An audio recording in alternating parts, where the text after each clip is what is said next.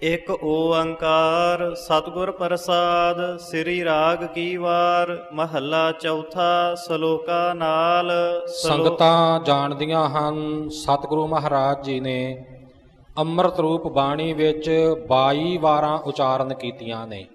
ਵਾਰ ਆਮ ਤੌਰ ਤੇ ਜੰਗਾਂ ਯੁੱਧਾਂ ਵਿੱਚ ਜੂਝਣ ਵਾਲੇ ਸੂਰਮਿਆਂ ਦੀ ਬਹਾਦਰੀ ਵਿੱਚ ਗਾਈ ਜਾਂਦੀ ਹੈ।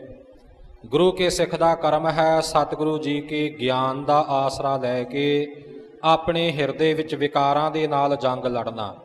ਸ਼ੁਭ ਗੁਣ ਜਿੰਨੇ ਮਨੁੱਖ ਦੇ ਹਿਰਦੇ ਵਿੱਚ ਸੁਭਾਏਮਾਨ ਨੇ ਇਸ ਨੂੰ ਦੈਵੀ ਸੰਪਦਾ ਕਿਹਾ ਜਾਂਦਾ ਹੈ। ਜਿੰਨੇ ਔਗਣ ਨੇ ਇਹਨਾਂ ਨੂੰ ਆਸਰੀ ਸੰਪਦਾ ਕਿਹਾ ਜਾਂਦਾ ਹੈ। ਦੈਵੀ ਤੇ ਆਸਰੀ ਸੰਪਦਾ ਦਾ ਜੰਗ ਹੈ। ਦੈਵੀ ਸੰਪਦਾ ਨੂੰ ਭਾਰੂ ਕਰਨਾ ਹੈ, ਆਸਰੀ ਸੰਪਦਾ ਨੂੰ ਖਤਮ ਕਰਨਾ ਹੈ। ਭਾਵ ਸ਼ੁਭ ਗੁਣ ਉਹ ਹਿਰਦੇ ਵਿੱਚ ਧਾਰਨ ਕਰਨੇ ਨੇ, ਔਗਣਾਂ ਦਾ ਤਿਆਗ ਕਰਨਾ ਹੈ। ਇਉਂ ਆਪਣੀ ਜੀਵਨ ਦੀ ਬਾਜੀ ਨੂੰ ਗੁਰਮੁਖ ਨੇ ਜਿੱਤਣਾ ਹੈ। ਇਹ ਗੁਰਮੁਖ ਦੀ ਹਰ ਵਕਤ ਦੀ ਜੰਗ ਹੈ, ਜਿਸ ਬਾਰੇ ਬਚਨ ਨੇ ਖਾਲਸਾ ਸੋਏ ਜੋ ਚੜ੍ਹੈ ਤੁਰੰਗ, ਖਾਲਸਾ ਸੋਏ ਕਰੈ ਨਿਤ ਜੰਗ। ਧਨ ਜੀਓ ਤਿਹ ਕੋ ਜਗ ਮੈਂ, ਮੁਖ ਤੇ ਹਰ ਚਿੱਤ ਮੈਂ ਜੁੱਧ ਵਿਚਾਰੈ। ਜਿੱਥੇ ਬਾਹਰੀ ਤੌਰ ਤੇ ਜ਼ੁਲਮ ਦੇ ਖਾਤਮੇ ਤੇ ਧਰਮ ਦੀ ਰੱਖਿਆ ਲਈ ਖਾਲਸਾ ਜੂਝਦਾ ਹੈ, ਜੰਗ ਯੁੱਧ ਕਰਦਾ ਹੈ, ਇਵੇਂ ਅੰਤਰੀਵ ਤੌਰ ਤੇ ਵੀ ਨੇਤਾ ਪ੍ਰਤੀ ਆਪਣੇ ਹਿਰਦੇ ਅੰਦਰ ਇਹ ਜੰਗ ਕਰਨੀ ਹੈ। ਇਹ ਮਹਾਰਾਜ ਜੀ ਨੇ ਅਧਿਆਤਮਿਕ ਉਪਦੇਸ਼ ਸਾਨੂੰ ਦਿੱਤਾ ਹੈ, ਤਾਂ ਇਹ ਵਾਰਾਂ ਉਚਾਰਨ ਕੀਤੀਆਂ ਨੇ। ਵਾਰਾਂ ਦਾ ਸ਼ੁੱਧ ਸਰੂਪ ਪੌੜੀਆਂ ਦੀ ਚਾਲ ਵਿੱਚ ਹੋਇਆ ਕਰਦਾ ਹੈ ਤੇ ਨਾਲ ਸੁੰਦਰਤਾ ਵਧਾਉਣ ਲਈ ਕਵੀ ਜਨ ਸ਼ਲੋਕ ਜਾਂ ਹੋਰ ਸ਼ੰਤ ਵੀ ਉਚਾਰਨ ਕਰਦੇ ਨੇ। ਸ੍ਰੀ ਗੁਰੂ ਗ੍ਰੰਥ ਸਾਹਿਬ ਜੀ ਦੀਆਂ 22 ਵਾਰਾਂ ਵਿੱਚੋਂ ਇੱਕ ਰਾਮਕਲੀ ਰਾਗ ਦੀ ਵਾਰ ਰਾਏ ਸੱਤੇ ਬਲਵੰਡ ਜੀ ਦੀ ਉਚਾਰਨ ਕੀਤੀ ਔਰ ਦੂਸਰੀ ਬਸੰਤ ਰਾਗ ਵਿੱਚ ਪੰਚਮ ਪਾਤਸ਼ਾਹ ਦੀ ਉਚਾਰਨ ਕੀਤੀ। ਇਹ ਪੌੜੀਆਂ ਦੇ ਰੂਪ ਵਿੱਚ ਹੀ ਹਨ। ਬਾਕੀ ਸਾਰੀਆਂ ਜੋ 20 ਵਾਰਾਂ ਹਨ ਇਹਨਾਂ ਨਾਲ ਸਤਿਗੁਰੂ ਜੀ ਨੇ ਸ਼ਲੋਕ ਵੀ ਉਚਾਰਨ ਕੀਤੇ ਨੇ, ਤਾਂ ਹੀ ਉਚੇਚੇ ਤੌਰ ਤੇ ਸਿਰਲੇਖ ਦਿੱਤਾ ਹੈ ਸ਼ਲੋਕਾਂ ਨਾਲ।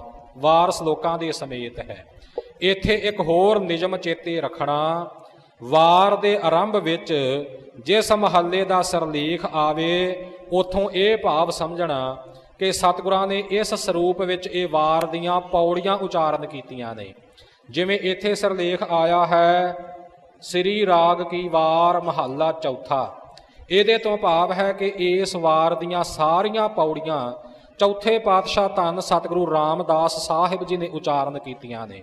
ਸ਼ਲੋਕ ਗੁਰੂ ਕੇ ਸਾਰੇ ਸਰੂਪਾਂ ਦੇ ਸਾਂਝੇ ਹੀ ਆ ਸਕਦੇ ਨੇ, 5 ਹੀ ਸਰੂਪਾਂ ਦੇ ਸ਼ਲੋਕ ਸਾਂਝੇ ਆ ਸਕਦੇ ਨੇ, ਪੌੜੀਆਂ ਚੌਥੇ ਪਾਤਸ਼ਾਹ ਜੀ ਦੀਆਂ ਨੇ।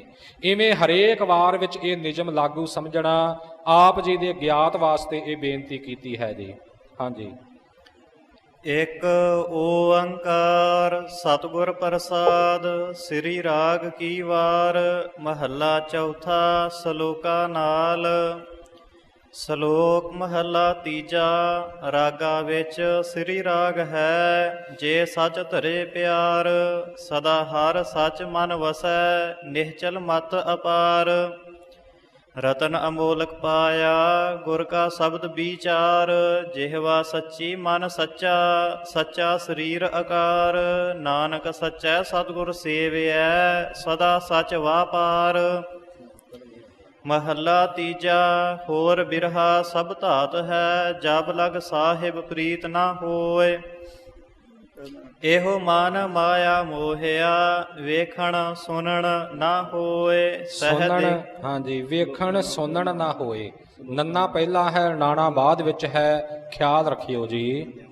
ਇਹੋ ਮਨ ਮਾਇਆ ਮੋਹਿਆ, ਵੇਖਣ ਸੁਣਨ ਨਾ ਹੋਏ। ਸਹਿ ਦੇਖੇ ਬਿਨ ਪ੍ਰੀਤ ਨਾ ਊਪਜੈ, ਅੰਧਾ ਕਿਆ ਕਰੇ। ਨਾਨਕ ਜਿਨ ਅੱਖੀ ਲੀਤੀਆ, ਸੋਈ ਸੱਚਾ ਦੇ ਪੌੜੀ। ਹਰ ਇੱਕੋ ਕਰਤਾ ਇੱਕ, ਇੱਕੋ ਦੀ ਬਾਣ ਹਰ। ਹਰ ਇਕਸੈ ਦਾ ਹੈ ਅਮਰ, ਇੱਕੋ ਹਰ ਚਿਤ ਧਰ। ਹਰ ਤਿਸ ਬਿਨ ਕੋਈ ਨਾਹੇ, ਡਰ ਭ੍ਰਮ ਭਉ ਦੂਰ ਕਰ।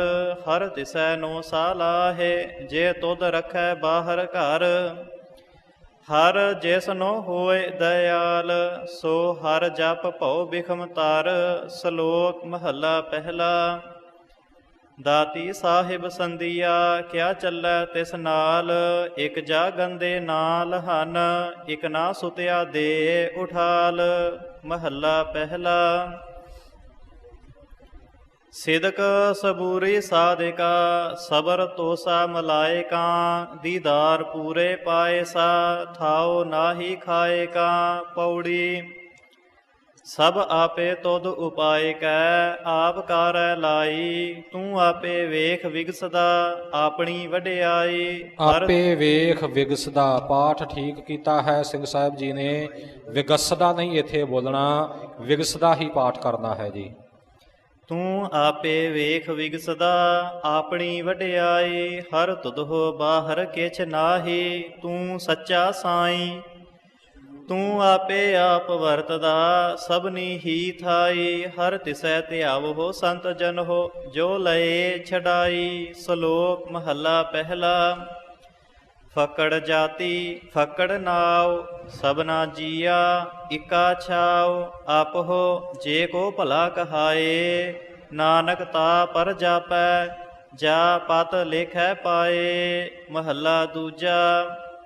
ਜਿਸ ਪਿਆਰੇ ਸਿਉ ਨੇਹੁ, ਤਿਸ ਆਗੈ ਮਰ ਚੱਲੀਐ, ਤ੍ਰਿਗ ਜੀਵਨ ਸੰਸਾਰ, ਤਾ ਕੈ ਪਾਛੈ ਜੀਵਣਾ। ਖਾਲਸਾ ਜੀ। ਧੰਨ ਸਤਿਗੁਰੂ ਅੰਗਦ ਦੇਵ ਸਾਹਿਬ ਜੀ ਦਾ ਅੰਮ੍ਰਿਤ ਰੂਪ ਬਾਣੀ ਵਿੱਚ ਇਹ ਸਭ ਤੋਂ ਪਹਿਲਾ ਸ਼ਲੋਕ ਹੈ ਔਰ ਆਪਣੀ ਅੰਮ੍ਰਿਤ ਰੂਪ ਬਾਣੀ ਦਾ ਸਭ ਤੋਂ ਪਹਿਲਾ ਸ਼ਲੋਕ ਉਚਾਰਨ ਵੀ ਇਹੀ ਕੀਤਾ ਹੈ ਸਤਿਗੁਰੂ ਅੰਗਦ ਦੇਵ ਸਾਹਿਬ ਜੀ ਨੇ।